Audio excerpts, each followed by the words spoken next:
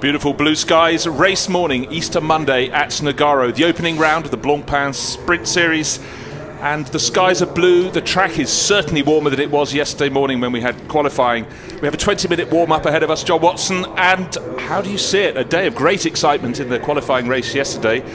That sorted the grid for today, but now we'll see who can really run in these conditions. Absolutely, and I'm actually, in fairness, the first thing I can see actually are the Pyrenees. I've never seen them before, and we've got such a magic, clear, gin-clear day here in Nogaro Easter Monday. And there is the view. That's the pits complex. This is the second attempt at the pits complex. We are sitting sort of to the left of the picture on screen, and some of the beauty shots of this very rural and lovely part of southwest France. Yeah, it's quite a treat driving in this morning. As you said, John, we could see the Pyrenees. A little bit of frost on the ground in the hollows, so it was cool overnight, but conditions absolutely wonderful today. As I said, 20 minutes of warm-up, but yesterday we had quite a few cars going off, and in fact we've lost one car for the entire race meeting now, the number one Audi. Yes, I mean, a real disappointment for, I think, everybody, let alone for the WRT Audi team in qualifying yesterday. Newcomer Robin Frians to the number one Audi, along with Laurens van Thor, who is in a sense the star driver in the team this season, has certainly been so over previous seasons. Lost control of the back of the car coming through turn 14. The quick left-hander that leads onto the start-finish straight. The car went into a long looping, effectively very harmless spin, but then got onto the damp grass, and of course there was no de-acceleration whatsoever, and it hit the wall, but it hit it sort of flat on. We didn't think an awful lot about it in the commentary booth. We saw a little bit of bodywork damage, but then realization was that there was something more substantial, and as it turns out, the suspension mounting point within the chassis, it's an aluminium chassis in the Audi, that was, I mean, effectively knocked out. I mean, you could see the split between the aluminium weld and the parts of the aluminium chassis leg. So that chassis has been deemed redundant forever. The tragedy of that is, of course, that this particular car is the car that WRT won last year's Spa 24 Hours with. So, I mean, in some senses, maybe that car should have been mothballed, as you do if you've got a winning Le Mans car or a winning, a very important motorsport event car. You sometimes just take it away, put it into a museum, and it becomes a part of the folklore of that brand. So the car will be now made redundant, but of course it means the number one Audi is not going to be competing here today.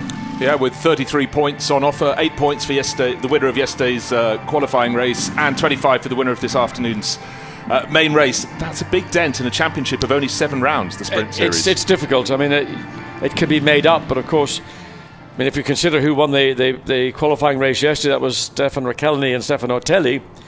They did a very, very sound job, led from pole position, never really challenged. Great round of pit stops, chased all the way by the BMW Sports Trophy Team Brazil, Z4 BMW, Maxime Martin, Dirk Muller. Dirk Muller started the race and hunted the Audi all the way. The two teams came in at the same time, did pit stops. Nobody won or lost in the pit stops. The Audi got out ahead of the BMW. Maxime Martin behind the wheel this time, pushed like crazy to try and get on terms with Racchelny in the Audi. And they finished, the gap between the two of them was little over half a second or so as they came across the start-finish line after 39 laps. We also had the sort out at the second corner on lap 1, in which one of the race favourites, Maxi Buch, his Bentley was put into a spin by Marcus Winkelhock's Audi. The other Bentley with Jules Simkowiak pitched off into the gravel. Kevin Estra's McLaren, the front end, was damaged. But we've had a lot of comeback drives. But it does mean the order for this race this afternoon is certainly jumbled from what we'd have expected. Yes, and also towards the end of the race, I was making my way down to Parc Ferme, and I'm listening to the commentary, and I'm hearing suddenly the McLaren that had been heavily damaged, but being driven extremely well by Rob Bell and Kevin Estra. Penultimate lap. I can't see what's happening. Well, when you left the booth, it was in third place. It was. Tattered bodywork or not. And it fell back on. We then lost James Nash with a slow puncture. So the order really changed, and suddenly Bernd Schneider, who took over from Alexei Karachev down in about 17th position, brought it up to 5th. Yeah, and that was the leading Pro-Am car in the top 10. The other car that performed well, again, just stayed out of trouble, was the Siegfried Siedler Rinaldi Racing Ferrari 458 Italia. That was a car, very much a midfield car at the start of the race, but because they stayed out of trouble, they didn't get involved in nudging and bumping and whatever else, they managed to get that car to the top 4. Out on the track at the moment, looking at the number 74 Audi, shared by the Fjordbach brothers, and they rose up to, where were they? At 7th place overall, top Silver Cup class. But they showed a great performance in the middle, and now out on track, as you can see, they're just warming up the tyres. Very important. Still quite cool this morning, despite the blue skies. But following the 83 Bentley down into turn 7 at the end of the back straight, that was the one that Jules Simkowiak was pretty unlucky not to get to turn 3 in yesterday. Yeah, I mean, they were a party to what was, in effect, an innocent shunt. So the two Bentleys, first of all, it was the car of Max Buch got tagged by Marcus Winkelhock, and then there was a sympathy collision from Simkowiak. So the Max Buch car got running again, but Simkowiak's car unfortunately had to be removed by the wreckers, the pickup truck, and taken away and didn't continue. So for Bentley, I mean, a lot of promise here at Nogaro on a racetrack which arguably they would say isn't a circuit that will play to the strengths of the Bentley Continental. So they had to regroup to get Simkowiak's car repaired. There was a bit of damage to the back of the Bentley. Also another car that showed potential was the Sean Walkinshaw Craig Dolby Nissan GT3 Nismo, and it again had a massive ding in the boot of the car. Didn't get to complete a racing lap, so hoping that that car will show the potential. And you know, for the front engine cars as opposed to the mid-engine cars, it's sort of split, sort of 2/3, 1/3 mid-engine to front engine. Well, Olivier Lombard in the 83 Bentley will be the first driver to set a flying lap, and he's gone past the point at which the car fell off yesterday at the start of the race. The fastest lap yesterday, for your reference, set by Maxime Martin, his first lap out when he took over the 77 BMW from Dirk Muller, 1 minute 27.546, but we have seen laps in the 1 minute 24 bracket. Don't expect them this morning, they're not going qualifying. Well, again, the reason we got those very, very quick laps were partly, not exclusively, because we've got 6 sets of tyres available at the start of this meeting. The first 2 sets of tyres were run for free practice, and then they sort of get relegated. And then the remaining 4 sets of tyres are the tyres, and these are all new tyres, which is a unique situation for the opening race. And people had opportunities to run the new tyre, where in other races in future they will be more circumspect with the use of the new tyre, maybe holding back 1 set for the qualifying race, where you've got the massive points haul for the top 10 cars. Right, so we've just seen the first flying lap. Olivier Lombard, 1 minute 29.159, and then 149, and then just behind 1 minute. No, he's now been beaten. Yeah, Christopher Mies, the number 2 WRT Audi, 1 minute 28.464. The yellow Mercedes, this is the one that was driven with such gusto yesterday afternoon by Bernd Schneider, and he's now set the fastest first sector, so looking very good indeed for the 70 Mercedes. Yeah, I mean, Bernd Schneider, what can you say about this man? He's won everything in effect in touring cars and in GT racing, especially in the longer distance, 6, 12, 24, or in some cases probably longer at the Nürburgring. And he just gets in and drives the car, and it's all that experience, ability, skill, largely maturity, and a sort of a sense of, he reads the racetrack. He's not looking at this corner, he's looking through the corner towards what's happening at the exit and beyond that, and that's just something that you only gain with experience. Yep, so he slots in second fastest, so Christopher Mies still top of the time charts. 14 cars have set flying that rather slow one in 14th place from Albert von Taxis, the 88 Lamborghini. I don't know if he has come into the pits and then gone out again. Okay, so not a proper flying lap. Riding on board with Maxime Martin, one of the stars, if not the star, of yesterday's race. And he set the fastest lap, as we said, 1 minute 27.546 yesterday. Looking good, but not the ultimate pace. I mean, he's done 1 out lap, which was, of course, a very slow lap in relative terms. He's on a quicker lap now, but again, the team know what the car is going to do. They're just running it at this point. They're not attempting to go out and set the fastest lap. We'll see what he does when he completes. This will be his 3rd timed lap, so 132 was his previous lap, and that one was also a 132.549, so he's just literally out there cruising around, and I suspect he might be just bedding in a set of pads or discs. He's not pushing the car, and he's just doing a little bit of the work a driver will do from time to time when you get an opportunity. Track temperatures are low at the minute. Although it's a beautiful morning here, but But an hour ago when we were coming in, there was a lot of frost, ground frost, on the fields all the way through from our hotel to the racetrack. A little bit better here because the sun's now beaming down on the circuit, but nevertheless, the difference between where we are now and just after 1 o'clock when this main race gets underway will be very considerable indeed. Yeah, it did really warm up through yesterday. Good to see a rather more complete looking number 55 McLaren today with Rob Bell at the wheel. We had he and Kevin Estre running a really tatty model yesterday with half the front bodywork having been removed on turn 2 on the opening lap. Christopher Mies now in the 1 minute 27s, fastest of all in the number 2 Audi, and this is Albert Fontana-Taxis riding on board with the only Lamborghini in the race, entered by Reiter Engineering. Yes, we got a quick glimpse of Hans Reiter there in the pits.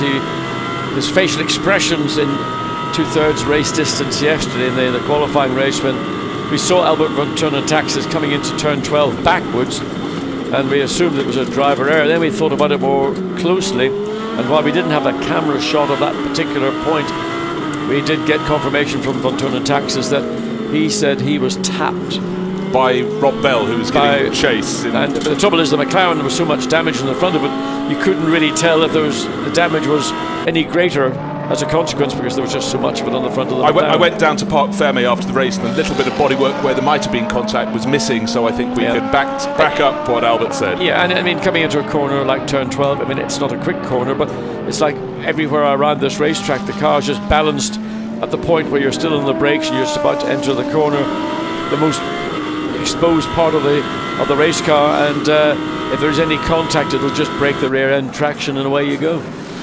Hans Reiter again keeping well wrapped up in the Lamborghini garage. A little more smiley today, seems quite happy with the action. So Christopher Mies top of the charts, 1 minute 27.681. Bernd Schneider second in the 17 Mercedes, 1 minute 28.061. Just a fraction ahead of the number 4 Audi with James Nash on board. So it's Audi, Mercedes, Audi at the top.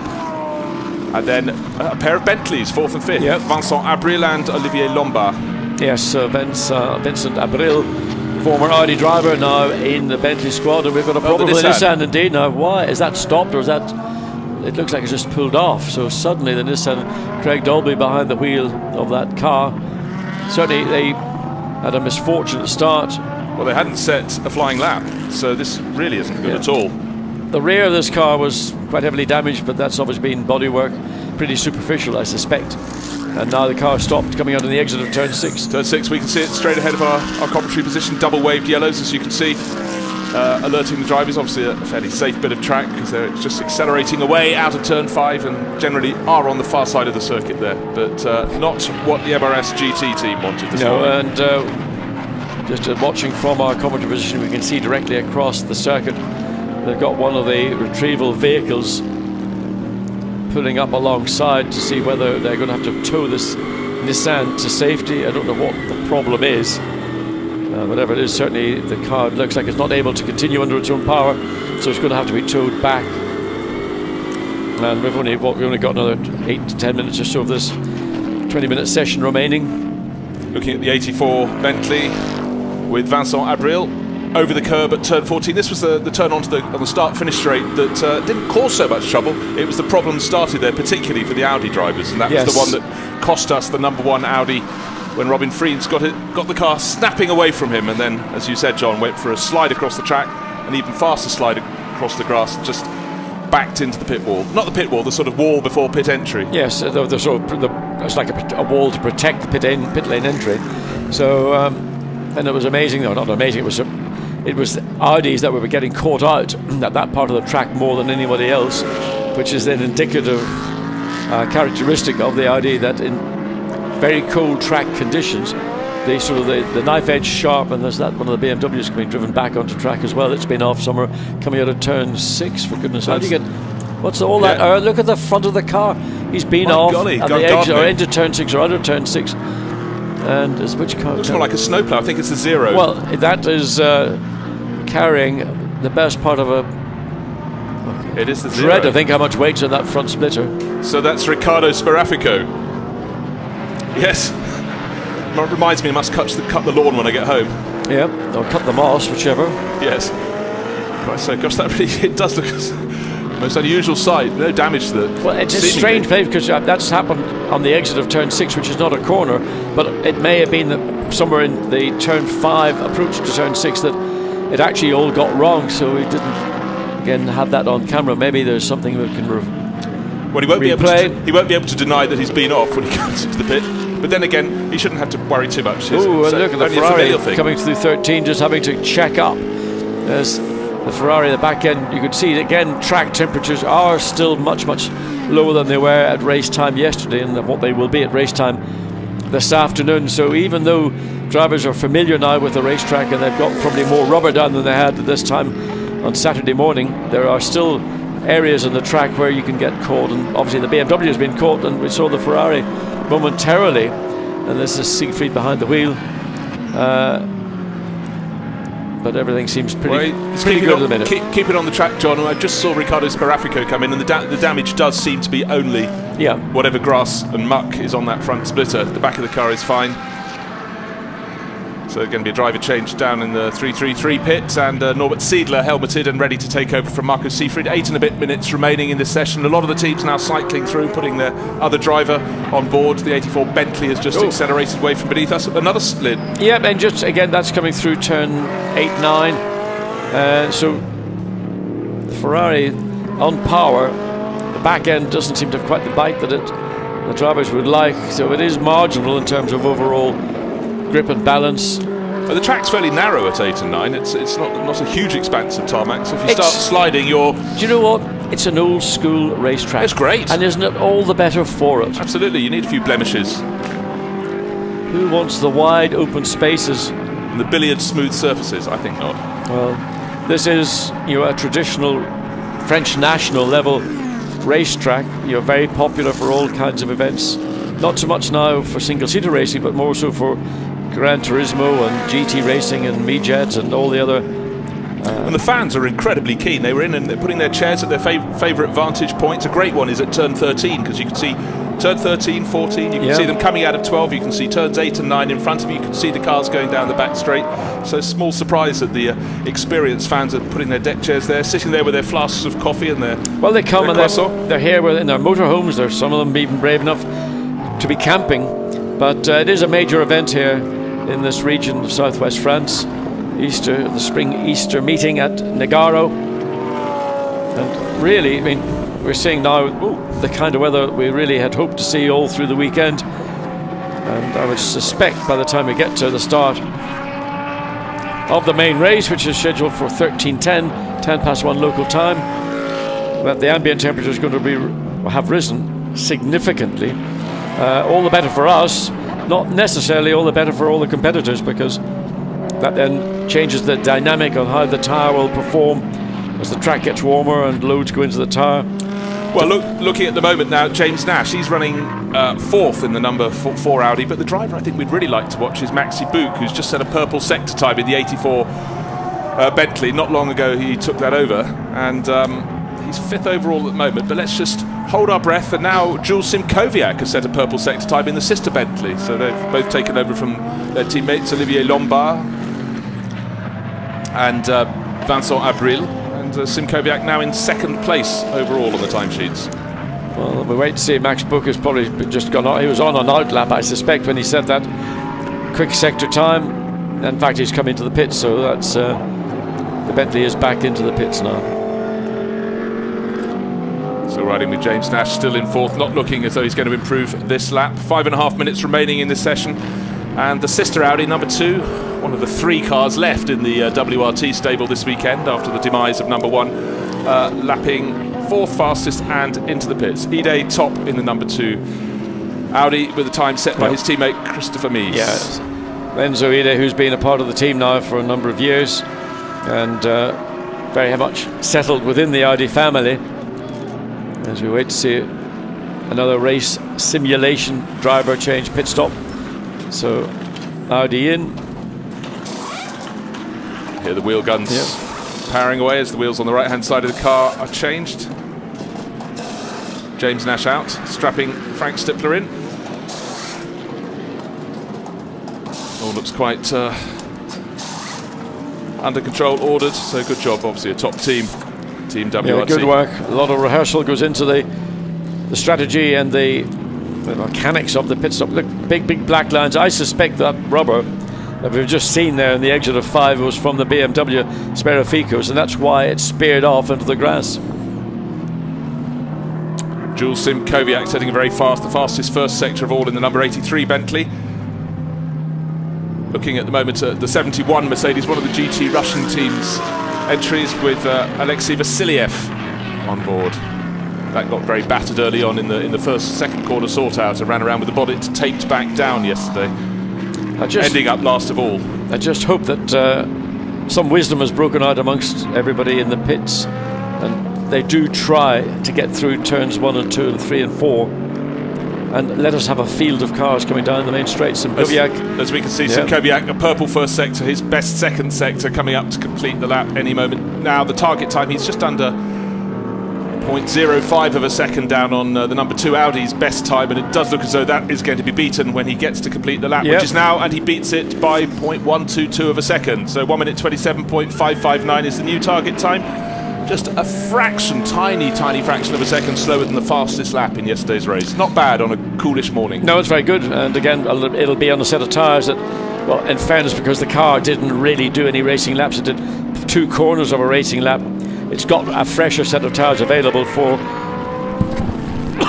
for this morning, and Sim Kowiak is using that to very good effect. Others may still be running on the tyres they finished yesterday, or the best of the rest of their sets of tyres, and keeping back the freshest they've got for the start of the main race. And then of course when they make the driver change, if they've got a fresh set or a new set even, that's a big advantage, and that'll be a part of what teams will be looking to try to achieve here this morning. A good little pairing out on the back of the track. We've not really talked about the number 3 Audi, yesterday's race winners, Stefan Richelmy and Stefan Ortelli, and Ortelli is on board at the moment. 8th fastest at the moment. He hasn't set a particularly fast opening sector, but Stefan Ortelli's not the sort of guy who goes shooting for times. He knows what he wants to get out of the car, and he's just driven these R8s for so many years, knows the team so well, and sitting down in 8th place. But the car that came second yesterday, Dirk Muller on board, the 77 BMW, also down the order in 10th place, but they're not gunning for times. No, I mean, the purpose of warm-up is just to really go out and ensure that everything on the car is as it should be. It's not necessarily about going out and trying to be quickest in the session. In the case of the Bentley of Sim Kowiak, they didn't get very much running because they were knocked out in the second corner. So they're still in a process of, I don't know how much fuel they might have on board. They may have quite a lot of fuel to simulate what the car will feel like in the opening laps. Of course, as we move, it'll be, it's 9 o'clock here, just after 9 o'clock in the morning. In 4 hours time, when this race gets underway, it will be an entirely different racetrack. But Sim Kowiak and Lombard, they need a little bit of track time because they're young drivers, and they are literally young drivers out of single-seater racing, coming into GT racing. I think what we're seeing, in fact, is there's a lot of young guys who are now looking at Blancpain series and other GT3 series around the world as a very viable alternative career path. Oh, entirely so. Change at the top of the timesheets. Stippler. Frank Stippler just took over from James Nash in the number 4 Audi, so he's moved to the top of the charts. 1 minute 27.374. There is the bright yellow, easiest car to pick out in the entire field, the number 70 Mercedes. We had Bernd Schneider out in it early on. He's still there. He is in, as I looked at the screen, he's just moved from 5th down to 6th. Who went faster? Kevin Estra moved the McLaren, number 55 McLaren, up ahead of him into 5th place overall. And Maxi Bouk has just set a very useful end to his lap. He's 4th fastest at the moment. We have Bentley's 2nd and 4th, with between them 2 WRT Audi. Still the number 4 with Frank Stippler, fastest of all. But it looks like Maxi Bouk could make a charge in 84. Yeah, I mean, again, being quickest in 3rd sector normally leads into a car driver package going on and setting then a very quick lap. So we're waiting to see if Max Bouk can improve upon his 1 minute 27.7. He set a poor opening sector there, so the answer no. And Stippler lowers the mark yet again, 1 minute 27.024. He's half a second clear now of Jules Sim Kowiak's Bentley. Yeah, the Bentley back in the pit lane. As we look at the number 4 Audi, as it comes through. Yes, where's that just done? There's the checkered flag. Is out. Yes, Bernd Schneider's just taken it, and Rodrigo Sbarafico in the grass-dragging BMW number 0. Any quick times likely to come in?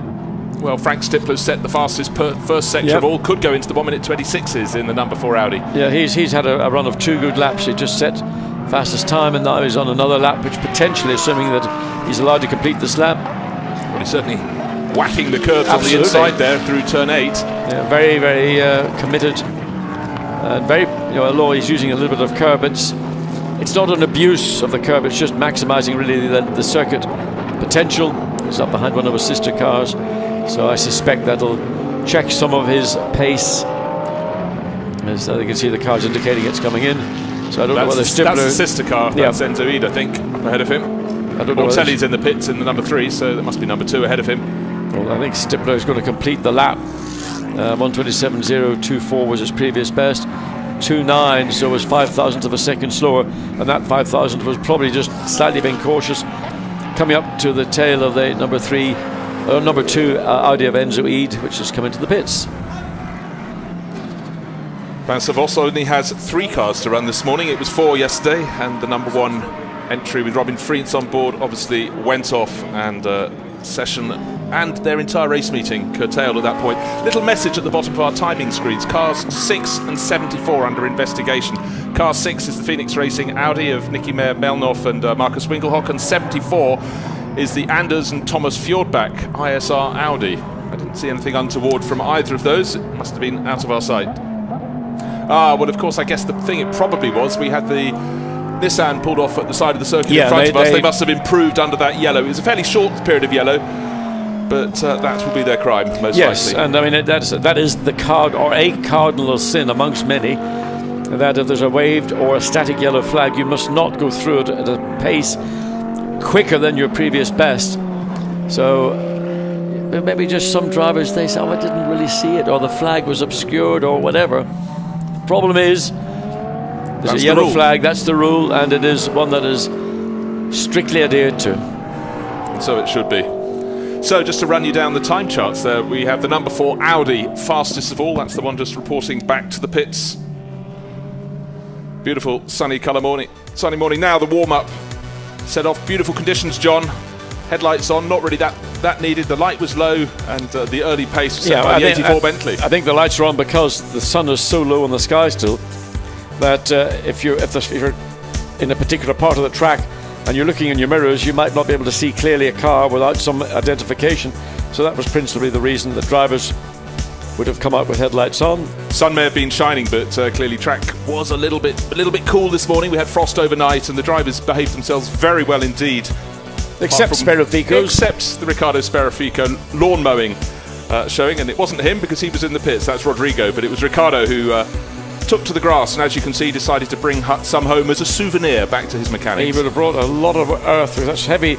The ground has been wet, so whatever he brought back wasn't just going to be airy-fairy stuff. It was going to be sods, large, heavy sods.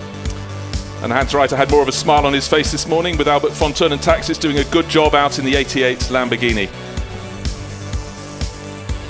There is the grassy collection of Riccardo Sbarafico's early morning lawn mowing. Brought it back to the pits. That was the only damage done. They cleared that off, and it went back out in the session with Rodrigo Sbarafico doing a great job. At the end of the session, it was the Audi number 4 that was fastest from the 83 Bentley, and the sister Audi number 2 was 3rd fastest of all. Good run there from the 55 McLaren, ended up 5th. We had a great mix of cars at the top. We've got the race coming up this afternoon, and I think it's going to be absolutely fantastic. So the race, 1:10 this afternoon. Make sure you're right there by your television to watch it.